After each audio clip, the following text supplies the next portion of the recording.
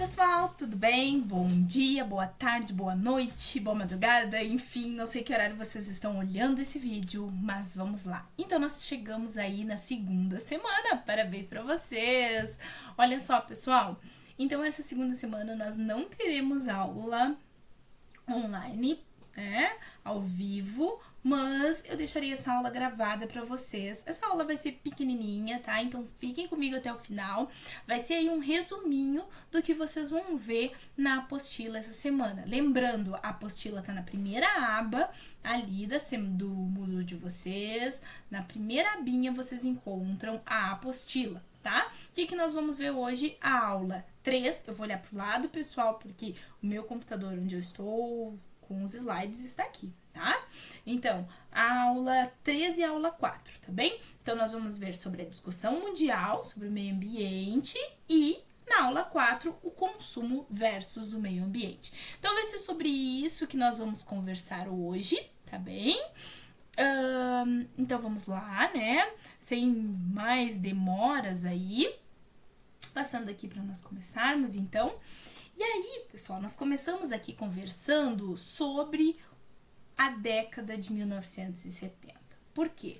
Porque na década de 1970 surgiram aí as preocupações globais sobre a relação, né, entre o desenvolvimento econômico e o meio ambiente.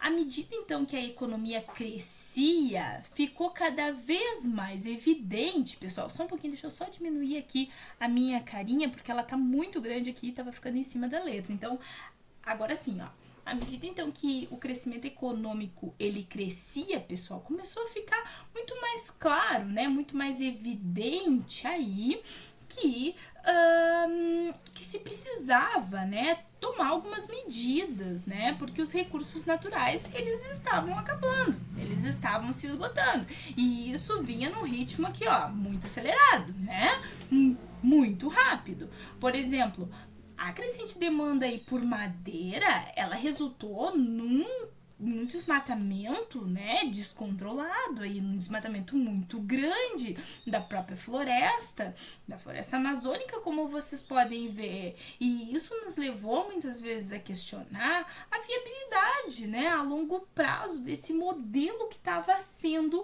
aí adotado, né, que nós tínhamos adotado de desenvolvimento.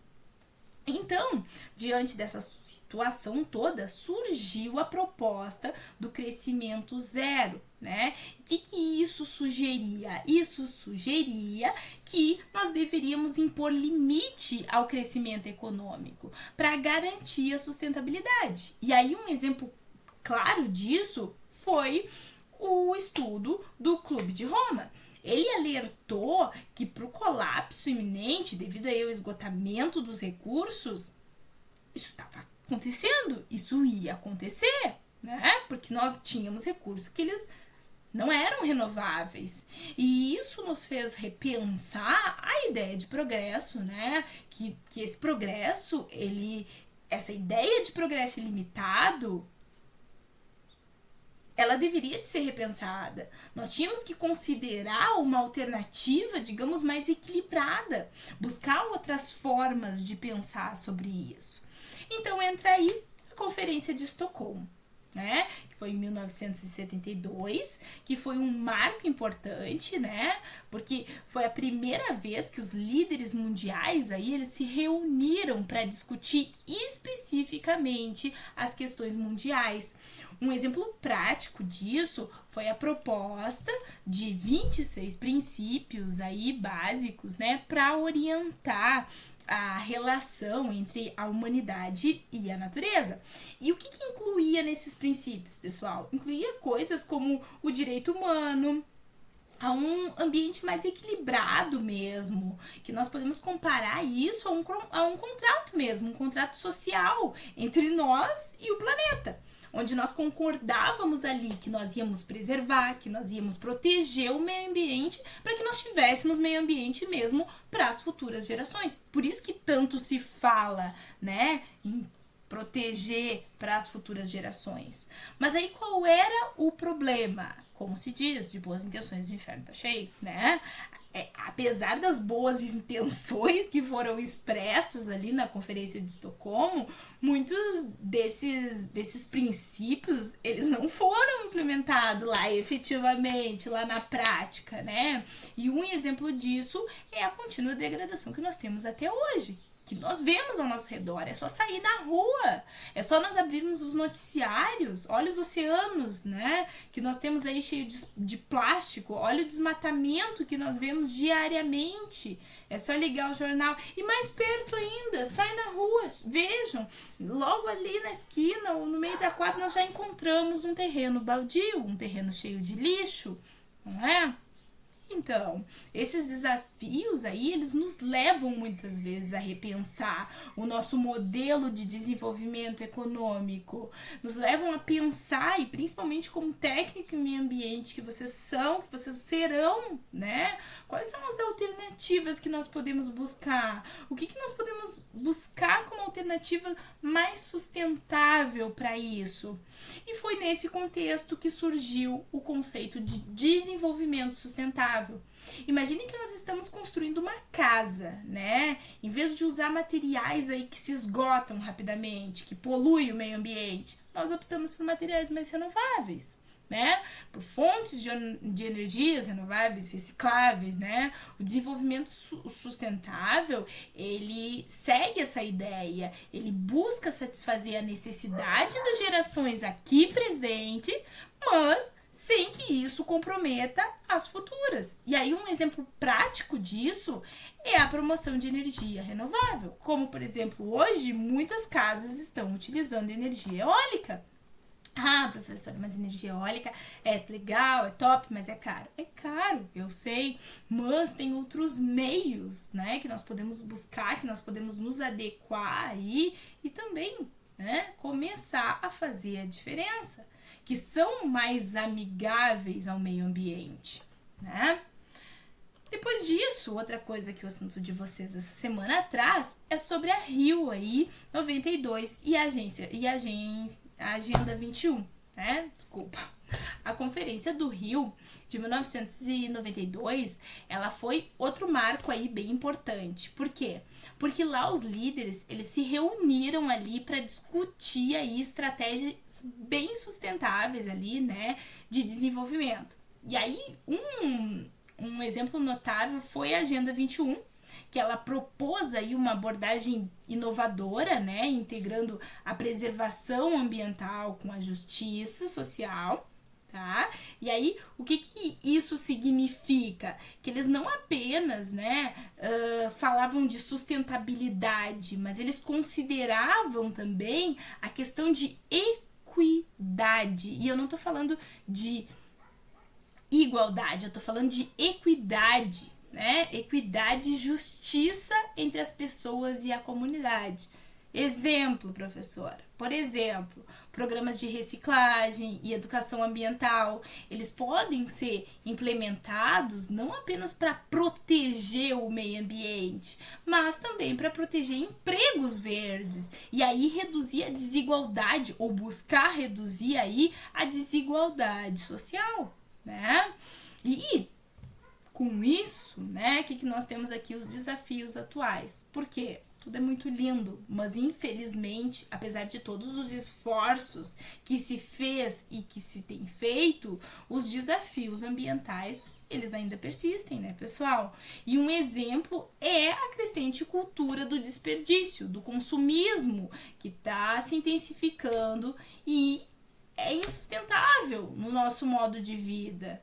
Nós precisamos repensar os nossos hábitos, nós precisamos buscar soluções mais sustentáveis em todas as áreas da nossa vida, e desde o consumo de energia até a produção de alimentos, né? Porque somente assim nós vamos poder tentar garantir um futuro mais sustentável para nós próximos, para nós mesmos, né? Por exemplo, a adoção de práticas de consumo consciente, desde reduzir o desperdício de alimento, pessoal, porque quando eu reduzo o desperdício de alimento, e aí eu não tô falando, né, se eu reduzir, mas tem muita gente que passa fome. Bom, isso é um outro assunto que nós vamos ter que conversar em um outro momento, porque isso dá uma discussão enorme também. E também, né, dá uma discussão que eu também sou a favor de apoiar e vamos discutir, mas num outro momento, num outro chimarrão, tá? Mas se eu colocasse no meu prato apenas o que eu vou consumir, se as pessoas começassem a fazer isso, quanto de solo, quanto de de preservação dos recursos naturais ocorreria, né? Porque eu não precisaria daquele local, né? Então, quanto seria menos mexido naquele ambiente, naquele recurso natural, e quanto menos de mitigação das mudanças climáticas eu precisaria ali, né? Então pensem, né? O quanto pequenas ações assim trazem grandes consequências se fossem trabalhadas no todo. Ah, mas só eu lá, se eu for lá, se eu recolher a minha bala lá, o papel da minha bala do chão, será que não vai ter muito? Sim, vai ter. Porque, por exemplo, e o animalzinho lá, o passarinho que pode vir, pode pegar porque ele sentiu o cheirinho e comer aquilo e morrer. Ai, que trágico, professor. Sim, mas pode acontecer. Então tá salvando uma vida, né? E aí aqui então, saindo desse momento triste, nós entramos na aula de consumo versus meio ambiente, aula 4, tá? Por que estudar isso, pessoal? Porque é uma questão fundamental aí. O impacto do consumo no meio ambiente. E aí, quando nós falamos de consumo, nós não estamos falando apenas, nós não estamos discutindo só o que compramos, mas sim como a nossa escolha vai afetar o planeta. Nós começamos a pensar, nós começamos a fazer uma reflexão sobre esse tema que é crucial. O consumo e a revolução industrial aí, nós testemunhamos mudanças profundas na forma como nós produzimos, na forma como nós consumimos bens. A produção em massa aí, ela tornou os produtos muito acessível, né, pessoal, depois da revolução lá industrial. Mas também ela levou a um aumento exponencial do consumo. Por exemplo, a introdução das linhas de montagem de indústrias automobilísticas, o que isso permitiu? Permitiu que grande parte da população que antes não podia ter acesso a carro, hoje tem acesso a carro.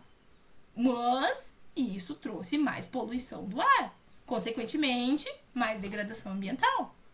Ah, professora, mas facilitou a vida de muitas pessoas. Sim, tudo tem o seu lado bom e tem seu lado ruim também, né?